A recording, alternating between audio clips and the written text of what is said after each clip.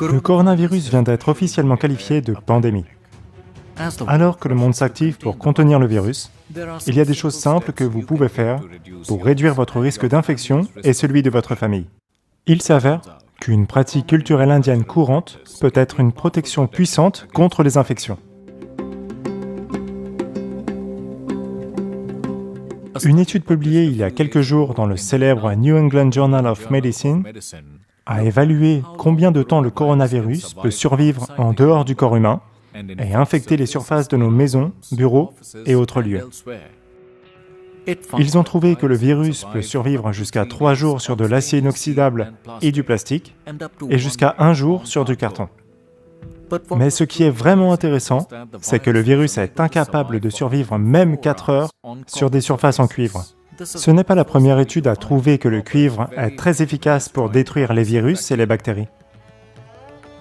Un essai clinique dans des hôpitaux aux États-Unis a montré que l'utilisation de surfaces en cuivre dans les unités de soins intensifs tue 97% des bactéries et réduit le risque d'infection de 40%. Les surfaces en cuivre ont toujours fait partie intégrante de la culture indienne. Nous stockons notre eau dans des récipients en cuivre et mangeons notre nourriture dans des assiettes en cuivre et en laiton. Outre les puissants bienfaits purificateurs, utiliser des ustensiles en cuivre est aussi favorable de bien d'autres façons. La façon dont l'eau doit être conservée chez soi, il y a toute une science là-dessus. Comment la conserver, dans quel genre de matériaux, comment la traiter. Personne ne boit d'eau traditionnellement en Orient sans d'abord s'incliner devant elle.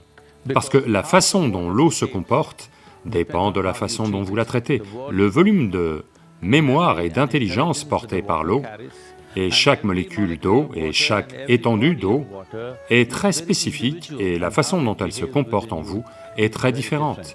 Peut-être que tout est H2O, mais ça ne se comporte pas de la même façon. Alors comment traiter l'eau ?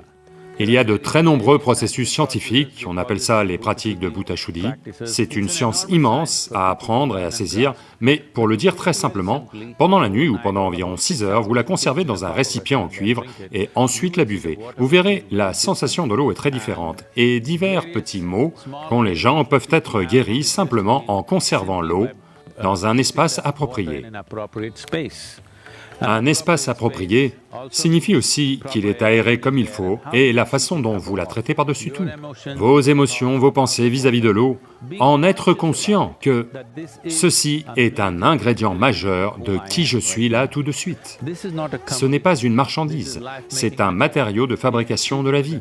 Si vous la traitez avec la révérence nécessaire, par manque de vocabulaire, je dis révérence, ou amour envers l'eau, ou un sentiment de joie envers l'eau, vous verrez, l'eau va se comporter très différemment en vous.